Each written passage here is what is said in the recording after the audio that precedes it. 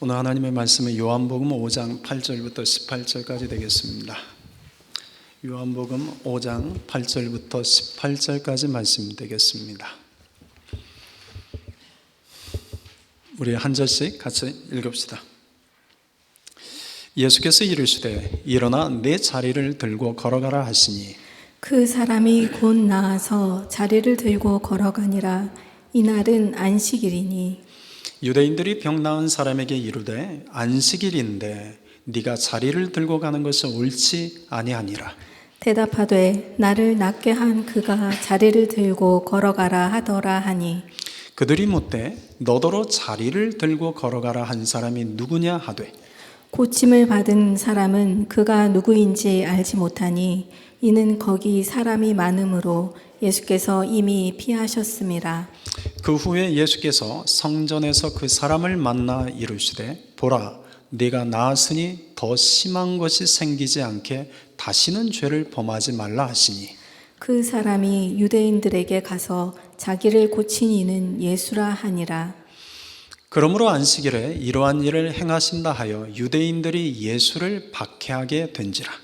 예수께서 그들에게 이르시되 내 아버지께서 이제까지 일하시니 나도 일한다 하시매 같이 읽읍시다. 유대인들이 이로 말미암아 더욱 예수를 죽이고자 하니 이는 안식일을 범할 뿐만 아니라 하나님을 자기의 친아버지라 친아버지라 하여 자기를 하나님과 동등으로 삼으심이로라. 아멘. 요한복음 5장은 예수님께서 세 번째 표적 사건에 대한 이야기입니다. 38년 된 병자가 베데스다 연못 5행각 아래 누워 있었습니다.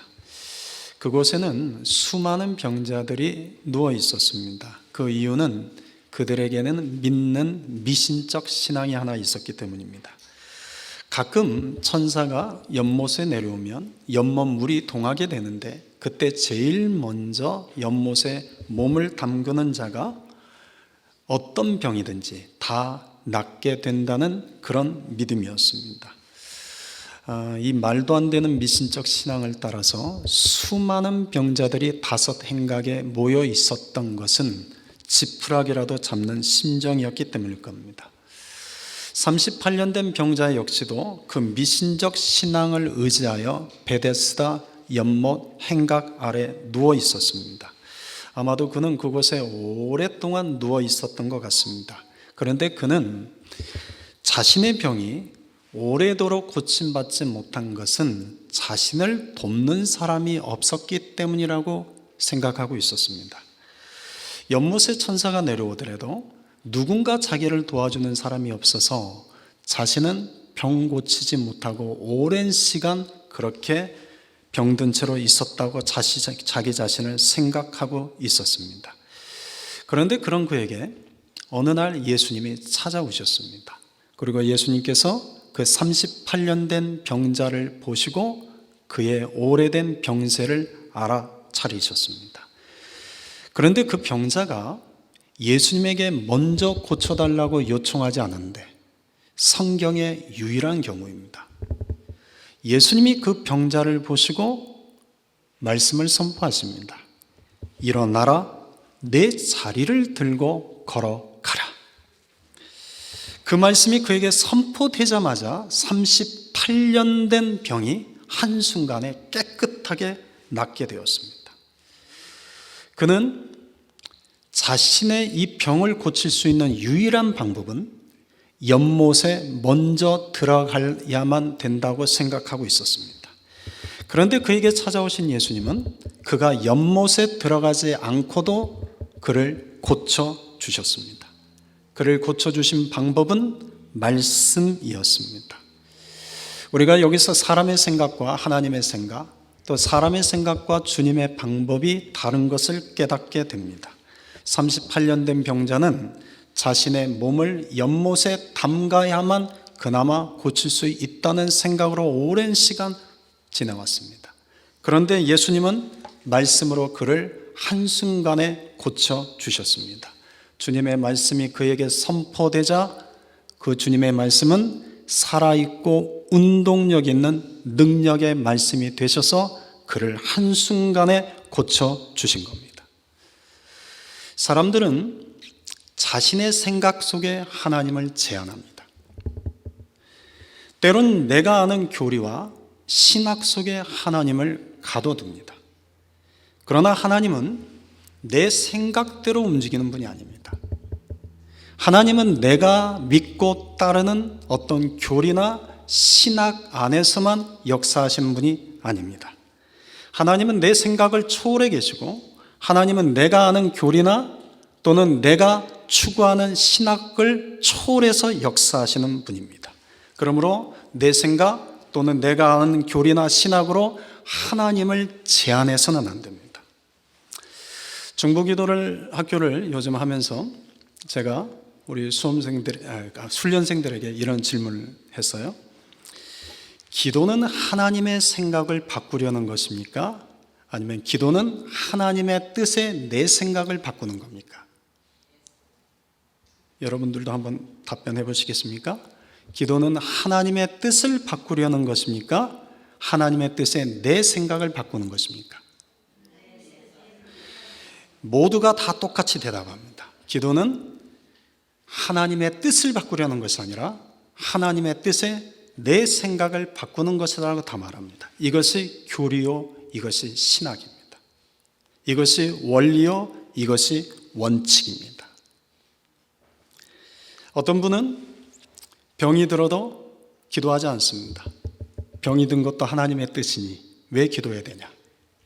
문제가 생겨도 기도하지 않습니다. 문제가 생기게 한 것도 하나님의 뜻이 있는데 왜 기도하냐? 자식이 어떤 어려움을 당해도 기도하지 않습니다. 자식에게 어려움을 주신 것도 하나님의 뜻이 있을 텐데 왜 기도하냐? 여러분, 기도는 나의 생각을 바꾸는 것이지 하나님의 생각을 바꾸려는 것이 아닙니다. 이것이 기도의 원리요, 원칙입니다. 이것이 기도에 대한 교리요, 기도에 대한 신학입니다. 그러나 때론 하나님께서 뜻을 바꿔주실 때가 있습니다. 때론 하나님이 그분의 생각을 바꿔주실 때가 있습니다. 성경에는 하나님의 생각을 바꾸시고 뜻을 돌이키신 구절들이 여러 군데 나옵니다. 그런데 어떤 분은 성경에 하나님이 이 뜻을 바꾸었다라고 번역되어 있는 것을 잘못 번역한 것이라고 주장을 합니다. 그분들이 이런 말을 하는 이유는 하나님은 결코 생각과 뜻을 바꾸지 않고 불변하신 분이라는 그들이 믿는 교리와 신학에 맞다고 생각하기 때문입니다. 하나님은 여러분 교리적인 하나님이 아니십니다. 하나님은 신학적 하나님이 아니십니다. 장로교냐, 감리교냐, 침례교냐, 오순절이냐, 하나님은 그런 신학과 교단의 하나님이 아니십니다. 하나님은 우리에게 아버지와 자녀의 관계를 맺어주신 분입니다. 여러분, 이것이 중요합니다. 관계가 중요합니다. 교리와 신학에서 중요한 것은 원리와 원칙입니다. 그러나 관계에서 중요한 것은 교리와 신학이 아니라 하나님과 나 사이에 있는 그 관계성에서 주어지는 사랑입니다. 여러분, 부모와 자식 간의 관계는 원리와 원칙이 있습니까? 그 원리와 원칙을 뛰어넘는 사랑이 있습니까? 예. 그러니까 하나님을 교리적 하나님으로만 믿는 사람, 하나님을 신학적인 하나님으로 믿는 사람은 스스로 그 교리와 신학 안에 하나님을 제한시킵니다. 그래서 이런 분들은 하나님의 뜻을 돌이키십니다. 하나님이 생각을 바꾸실 수 있습니다라고 말하면 하나님을 욕되게 하는 것이라고 말합니다. 여러분, 하나님은 우리와 아버지와 자녀의 관계를 맺어주신 분이십니다. 그래서 교리는, 신학은 그렇다 할지라도 교리와 신학을 뛰어넘어서 하나님은 생각을 바꾸시기도 하고 때론 뜻을 바꿔주시기도 합니다. 주위를 둘러보니 기도하지 않는 분들이 참 많다는 것을 날이 갈수록 제가 깨닫습니다. 그래서 저는 이분들이 이렇게 기도하지 않는 이유는 문제가 생겨도 하나님의 뜻이요, 병이 들어도 하나님의 뜻이요. 자녀가 잘못된 길을 걸어가도 하나님의 뜻이라고 믿는 믿음 때문인 줄 알았습니다. 중부기도학교에서 제가 물었어요. 교인분들에게. 부부간에 가까워지려고 하면 대화가 많아야 됩니까? 대화가 없어야 됩니까? 라고 물었어요. 그러고 나서 제가 또다시 질문했어요. 부부간에 대화가 없어지면 어떻게 됩니까? 라고 물었어요. 그랬더니 어떤 분이 농담 삼아 이렇게 대답하시더군요. 부부간에 대화가 없으면 편합니다.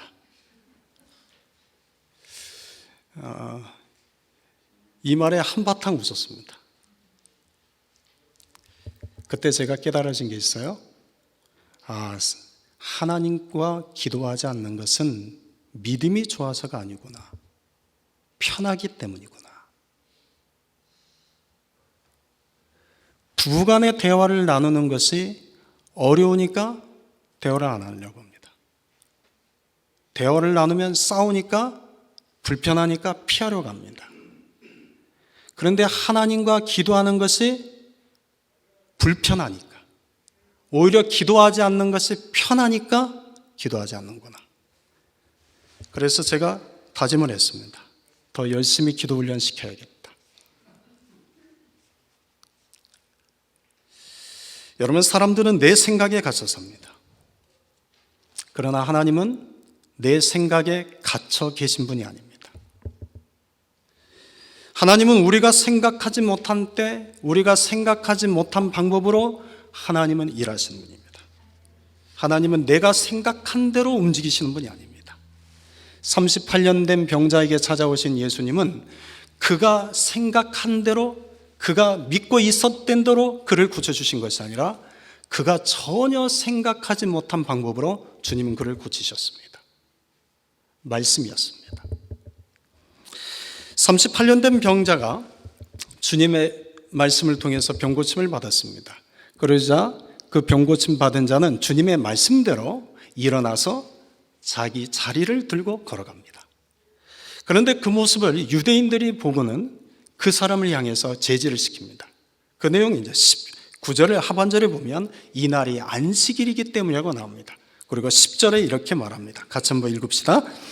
안식일인데 네가 자리를 들고 가는 것이 옳지 아니하니라. 여러분, 38년 된 병자가 지금 나음을 받았습니다. 그런데 그 모습을 보고 기뻐하는 사람이 없습니다. 이유는 이날이 안식일이기 때문이라는 겁니다. 함께 기뻐하기는커녕 안식일에 병고침을 받아서 자리를 들고 걸어가는 것이 안식일법을 어겼다고 해서 다들 인상 쓰고 있습니다. 정죄하고 판단하고 있습니다. 여러분, 주일은 인상 쓰고 정죄하고 판단하는 날입니까? 함께 기뻐하는 날입니까?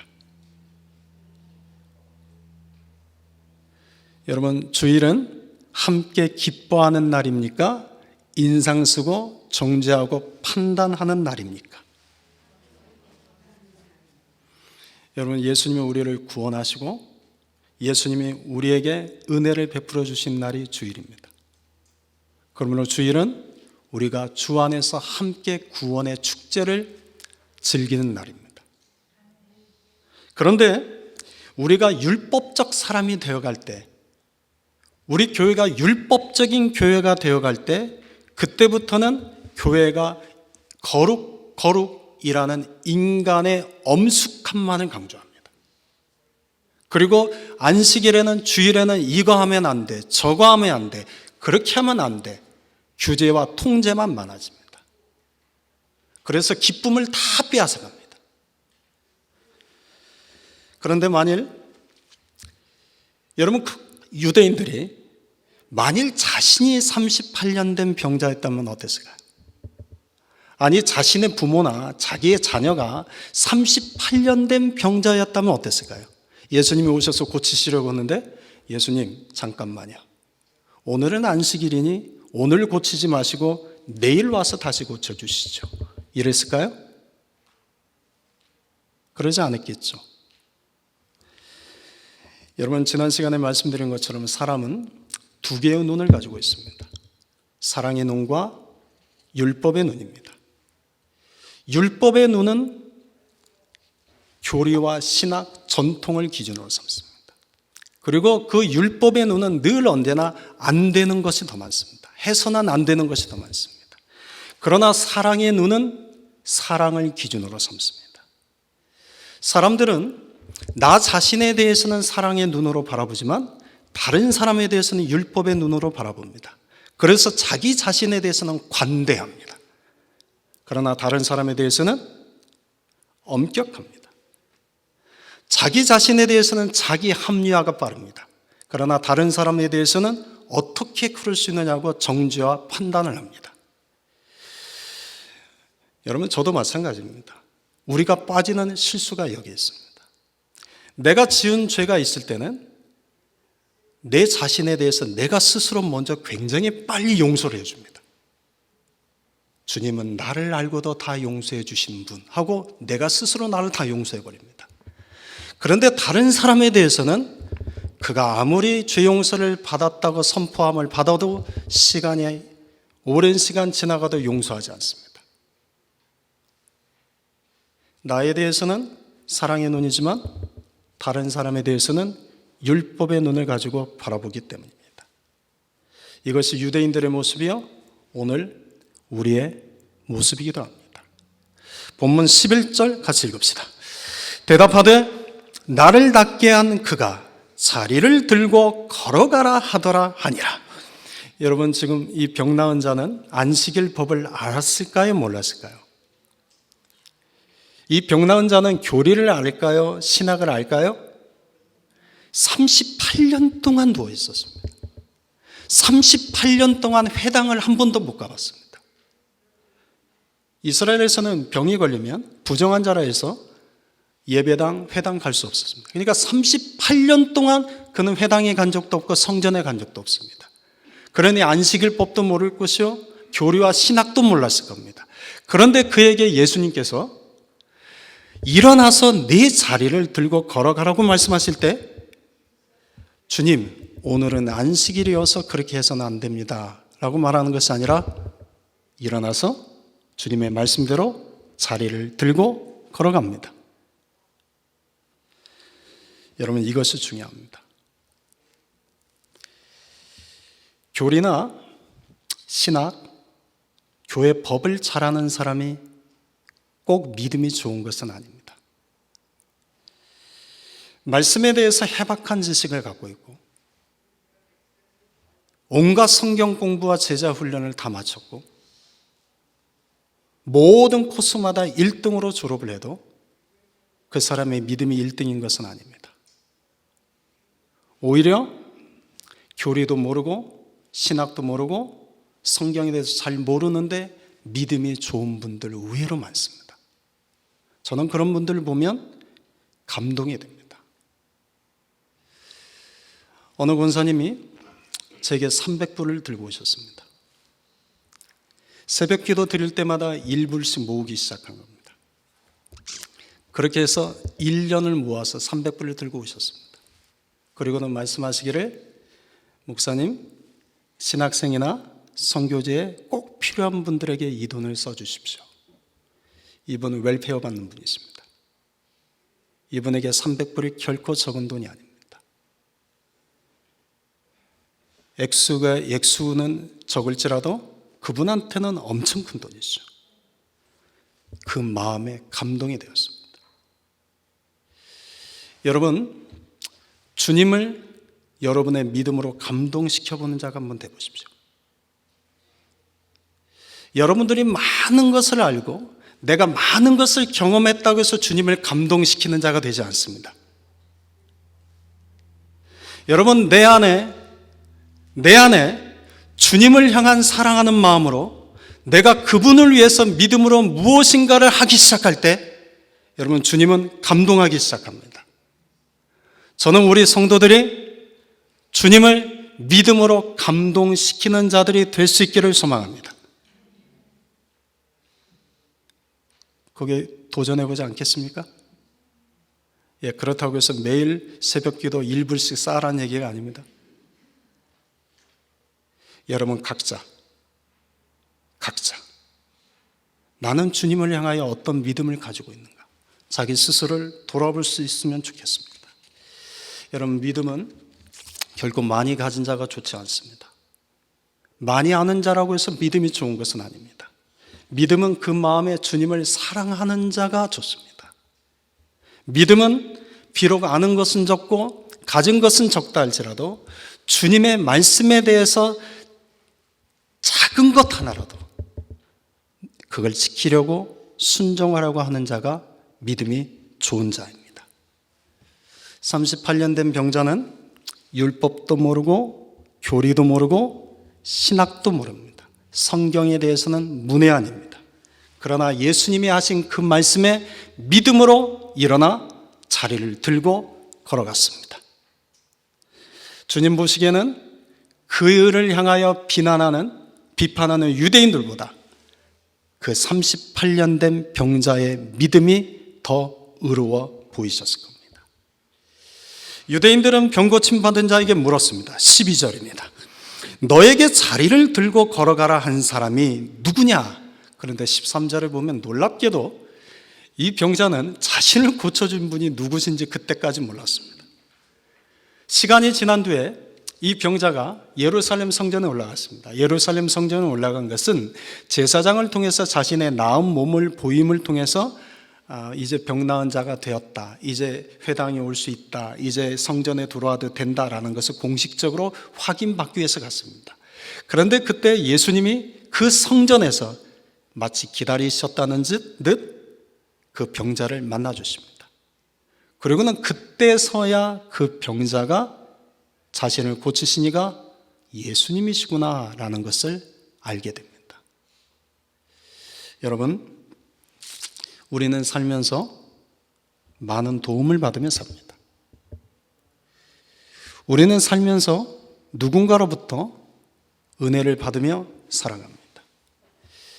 누군가의 도움이나 누군가의 베풀어지는 은혜 없이 오늘 이 자리까지 오신 분은 아무도 없습니다.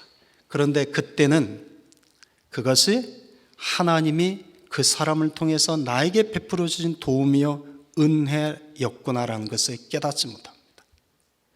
그런데 시간이 지나서 우리가 하나님을 믿게 될 때, 우리가 예수님을 인격적으로 만나게 될 때 그때서야 깨닫습니다. 아하, 그때 내가 하나님을 알지 못하고 살던 그때, 내가 예수님을 믿지 못하고 살던 그때 하나님이 그 사람을 통해서 나를 도와주신 거였구나. 하나님이 그때 그 사람을 통해서 나를 죽음의 위기에서 건져주신 거였구나. 시간이 지나서야 깨닫게 됩니다. 여러분 지금까지 살아온 인생 속에서 여러분을 도와줬던 분들 기억나십니까? 혹시 나는 지금까지 살아오면서 내 인생 속에 나를 도와준 사람이 단 한 명도 없었습니다 라고 말하시는 분이 계십니까?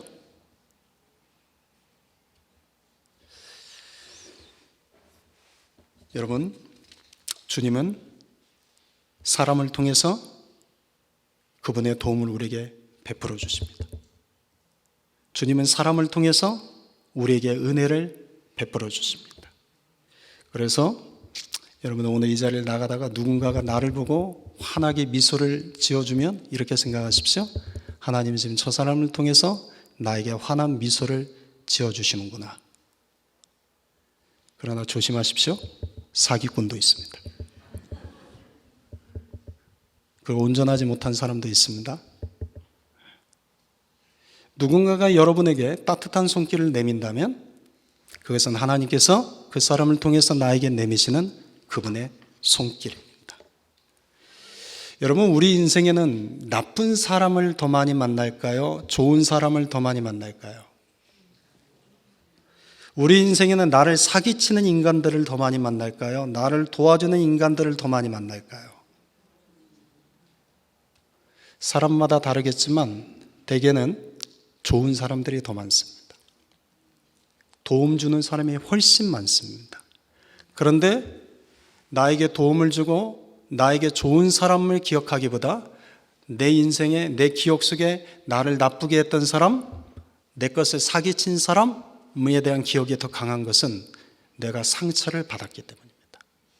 그런데 여러분, 우리 인생 속에는 좋은 사람이 훨씬 많습니다. 나를 도와주는 사람이 훨씬 많습니다. 그래서 우리가 오늘 이 자리까지 온 겁니다. 반대로 여러분도 누군가에게 그런 도움을 주었을 겁니다. 여러분의 그 마음속에 누군가를 향하여 도와주고 싶다, 나눠주고 싶다, 섬겨주고 싶다, 이 마음은 누가 주신 마음이겠습니까? 하나님이 내 안에 주신 마음입니다. 그래서 나로 하여금 하나님이 그분의 일을 행하시는 것입니다. 14절 하반절을 보면 예수님께서 병 나은 자에게 이와 같이 말씀하십니다. 같이 한번 읽어볼까요? 보라, 내가 나았으니 더 심한 것이 생기지 않게 다시는 죄를 범하지 말라. 지금 뭐라고 말씀하십니까? 네가 나았다. 그런데 더 심한 것이 생기지 않도록 다시는 죄를 범하지 말라라고 말씀합니다. 제가 신학대학을 다닐 때 한때 성령의 은사에 심취한 적이 있었습니다. 그래서 그때 참 많이 기도했던 것 같습니다. 걸어 다니면서도 무시로 방언으로 기도하고 귀신을 쫓아내기도 하고 어둠의 권세가 떠나가는 것을 수없이 경험을 했습니다. 거기에 한참 심취해 있으니까 선배 한 분이 저를 불렀습니다. 그리고 말하기를, 나는 성령의 은사와 성령의 역사를 난 믿지 않는다. 그러면서 하시는 그 선배가 하는 말이, 성령으로 만약에 치유를 받았다면 왜 또 병에 걸리냐? 하나님이 병 고치신 거라면 완벽하게 고치실 텐데 왜 또 병에 걸리냐? 그러니 그건 성령이 한 게 아니다 라는 요지였습니다. 제가 뭔가를 반박을 해야 되는데 어떻게 반박을 해야 되나 속으로 하나님은 무슨 말로 반박을 해야 될까요? 하다가 오늘 이 말씀이 떠올랐습니다. 그래서 제가 이랬죠. 형, 예수님이 38년 된 병자를 고치셨는데 또 더 심한 병이 걸릴 수 있다고 말씀하시던데, 여러분, 예수님께서 38년 된 병자에게 일어나라, 내 자리를 들고 걸어가라고 말씀하는 순간 그가 나음을 받았습니다. 예수님의 말씀이 선포되자마자 그가 병고침을 받았습니다. 그런데 주님이 그에게 찾아오셔서 다시 말씀합니다. 네가 나았다.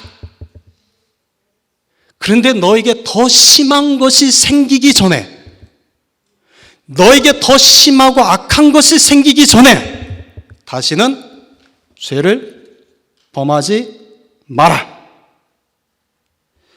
여러분, 주님은 오늘도 우리에게 말씀으로 우리를 낫게 하십니다. 오늘 우리가 주님의 말씀을 들을 때 우리 안에 나음이 있습니다. 주님의 말씀이 우리 안에 선포되어질 때 우리 안에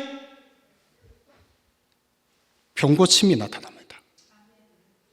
우리 안에 마음과 우리 안에 생각과 우리의 영이 고침을 받습니다. 그 증거가 두 가지입니다. 하나는 내 안에 기쁨이 일어납니다.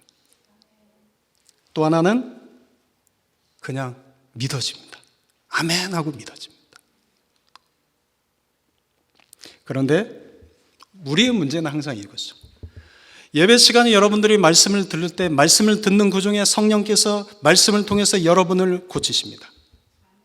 여러분을 치유하십니다.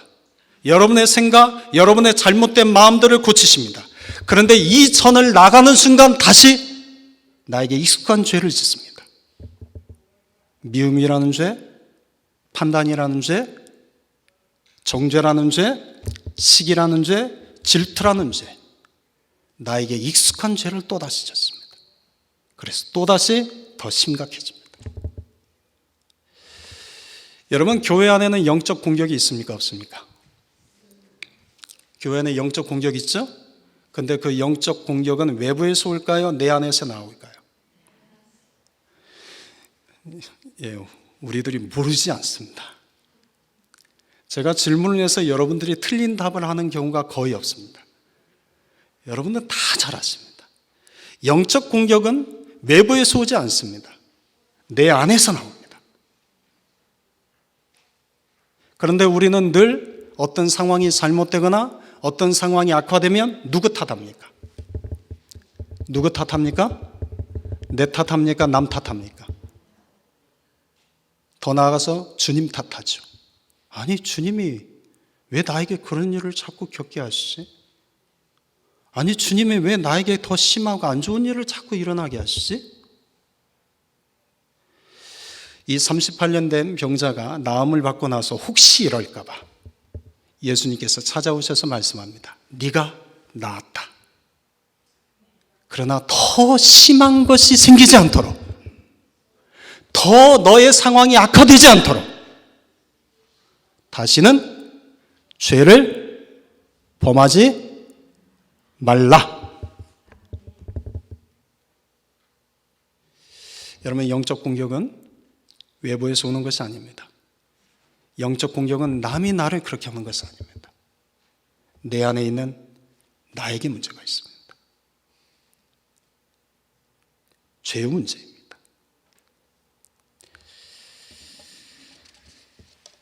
자신을 고치신 분이 예수님이라는 것을 알게 된 그가 이제 유대인들에게 달려가서 말합니다. 15절을 보십시다.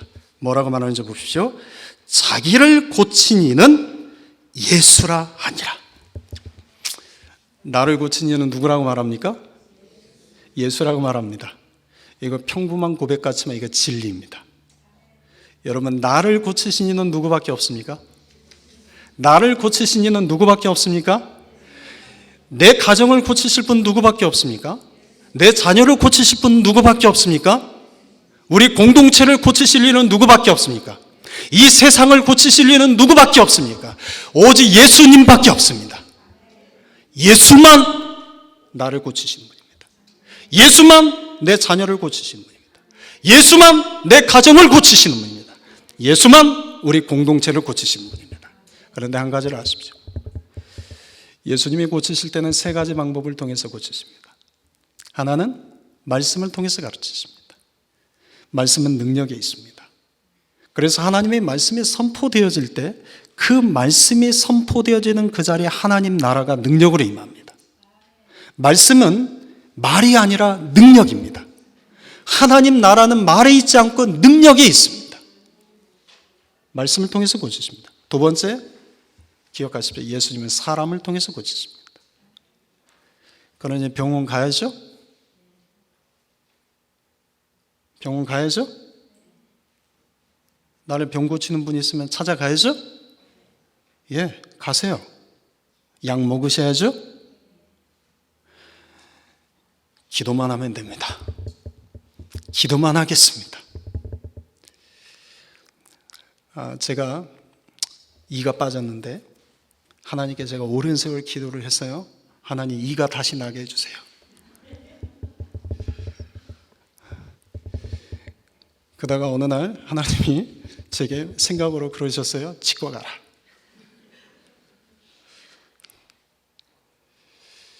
여러분, 예수님은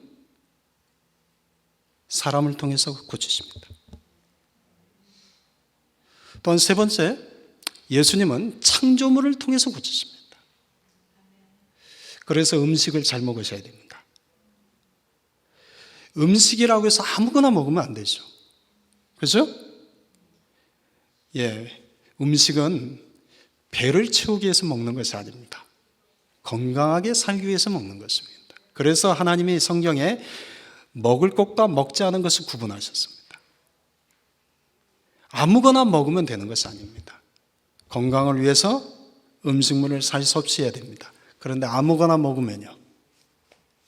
아무거나 먹으면 어떻게 됩니까? 어떤 분은 막걸리도 쌀로 만드니 늘 막걸리만 드시는 분이 있습니다. 어떻게 될까요? 건강히 오래 사시죠? 어떤 분은 하나님이 만들어진 모든 것은 다 선합니다 라는 믿음으로 뭐든 드십니다. 어떻게 될까요? 나이 50이 넘으면 이 말의 의미를 압니다. 50 전에는 뭘 먹어도 괜찮습니다. 근데 50이 넘으면 먹는 게 참 중요하구나 알게 됩니다. 여러분, 하나님은 창조물을 통해서 일하십니다. 그래서 아픈 자도 먹은 음식을 통해서 고치기도 하십니다. 여러분, 주님은 우리를 고치시는 분인데 말씀으로도 고치시고 사람을 통해서도 고치시고 또한 창조물을 통해서 고치십니다. 그런데 우리의 영적인 고침은 주로 말씀을 통해서 고치십니다. 그러나 우리의 육적인 고침은 주로라고 했어요. 100%가 아닙니다. 주로 사람과 창조물을 통해서 고치십니다. 우리는 육적으로나 영적으로나 병든 자들입니다. 육체적으로 건강한데 마음이 병든 사람 많습니다. 또 어떤 분은 영적으로 병든 사람이 너무나 많습니다. 사랑하는 성도 여러분, 기억합시다. 나를 고치시는 분은 누구십니까? 누구십니까? 예수님이십니다. 내 자녀를 고치시는 분은 누구십니까? 예수님입니다. 그런데 오늘 본문에 보면 이 38년 된 병자가 병 고침을 받은 뒤에 유대인들에게 가서 이렇게 고백을 합니다. 나를 고치실 분이 예수요가 아니라 나를 고치신 분이 예수요라고 말합니다. 나를 고치실 분이 예수요가 아니라 나를 고치신 분이 예수요라고 말합니다. 여러분, 주님 안에서 우리는 고침받은 자입니다. 주님의 말씀이 있는 그 자리에 우리는 고침받은 자입니다. 주님은 우리를 고치실 분이 아니라 우리는 고치신 분입니다. 그런데 또다시 악화되는 것은 무엇 때문이라고요? 우리에게 익숙한 죄로 또 돌아가기 때문입니다. 그러니까 우리가 끊어내야 될 것은 뭘까요? 우리가 싸워야 될 것은 뭘까요? 합리화시키면 안 됩니다. 나는 약하지. 사람은 약하지. 합리화시키면 안 됩니다. 근데 우리가 온전히 죄는 끊어낼 수 없지만 여러분, 작은 죄 하나라도 내가 끊어내려고 해야 됩니다. 성령의 도움을 구하며 작은 죄 하나라도 끊어내려고 해야 됩니다. 죄는 싸워야 됩니다. 38년 된 병자가 유대인들에게 자기를 고치신 이가 예수라고 말하자 유대인들의 반응입니다. 16절입니다. 그러므로 안식일에 이러한 일을 행하신다 하여 유대인들이 예수를 박해하게 된지라. 그러자 예수님 이제 유대인들에게 하시는 말씀입니다. 17절. 내 아버지께서 이제까지 일하시니 나도 일한다. 여러분, 안식일은 하나님이 안식하신 날이에요. 그럼 안식일에 하나님은 쉬실까요? 일하실까요? 하나님은 안식일에 쉬고 계실까요? 일하고 계실까요? 주일에 우리가 주일에 지금 예배를 드리잖아요. 하나님은 쉬고 계실까요? 일하고 계실까요? 하나님 일하고 계십니다. 하나님의 창조의 일은 끝나셨지만 하나님은 이 창조 세계를 구원하는 일, 창조 세계를 지키는 일을 하나님은 지금도 일하고 계십니다. 시편 121편 4절에서 이와 같이 말씀합니다. 이스라엘을 지키시는 이는 졸지도 아니하시고 주무시지도 아니하시리로다. 아멘이십니까? 하나님이 6일 동안은 졸지도 않고 주무시지 않다가 안식일이 되면 몰아서 주무시는 분이 아닙니다.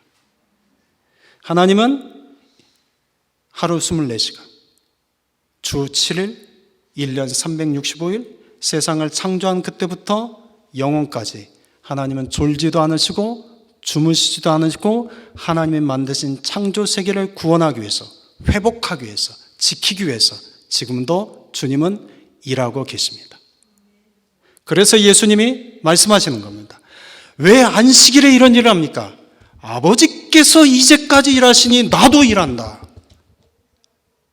아버지께서 안식일에 쉬지 않고 일하시니 나도 일한다. 저는 이 말씀이 얼마나 위로가 되는지 모릅니다. 저는 이 말씀이 너무나 위로가 됩니다. 예수님이 만약 쉬신다면 어떻게 될까요? 하나님이 쉬신다고 하면 어떻게 될까요?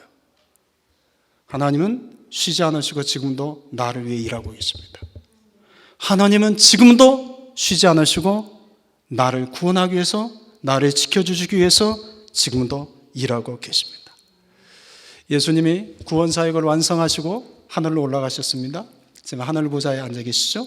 예수님은 하늘 보좌에서 쉬고 계실까요? 일하고 계실까요? 일하고 계십니다. 그 증거를 세 가지만 간략하게 드릴게요. 첫째는 예수님이 마태복음 18장 20절에서 이렇게 말씀하셨습니다. 두세 사람이 내 이름으로 모인 곳에는 나도 그들 중에 있다. 오늘 우리가 누구의 이름으로 모여 있습니까? 그럼 오늘 이 자리에 주님은 계십니까? 안 계십니까? 오늘 이 자리에 계십니다. 또 하나, 요한복음 14장 14절에서 내 이름으로 무엇이든지 내게 구하면 내가 행하리라고 말씀합니다. 여러분, 안식일에는 기도 안 쳐? 주일에는 기도 안 쳐? 예, 우리는 기도합니다. 우리가 주의 이름으로 기도하면 주님은 뭐 하십니까? 일하십니다. 세 번째, 예수님은 우리의 구원을 위해서 쉬지 않고 기도하고 계십니다. 히브리서 7장 25절, 그러므로 자기를 힘입어 하나님께 나아가는 자들을 온전히 구원하실 수 있으니 이는 그가 항상 살아계셔서 그들을 위하여 간구하십니다. 항상 살아계셔서 우리의 구원을 위해 기도하십니다. 로마서 8장 34절에서도 다시 살아나신 이는 그리스도 예수니 그는 하나님 우편에 계신 자여 우리를 위하여 간구하시는 자시니라. 아멘.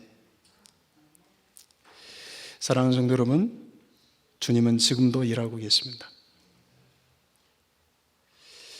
38년 된 병자에게 일어난 이 사건은 2000년 전 이야기입니다. 그런데 주님은 38년 된 병자를 고쳐주신 2000년 전에 일어났던 이 사건을 오늘 이 자리에서 동일하게 일하신 분입니다. 말씀이 선포되어질 때 38년 병자가 고친 것처럼 오늘 말씀이 선포되어는 이 자리에 우리를 고쳐주십니다. 고쳐주십니다.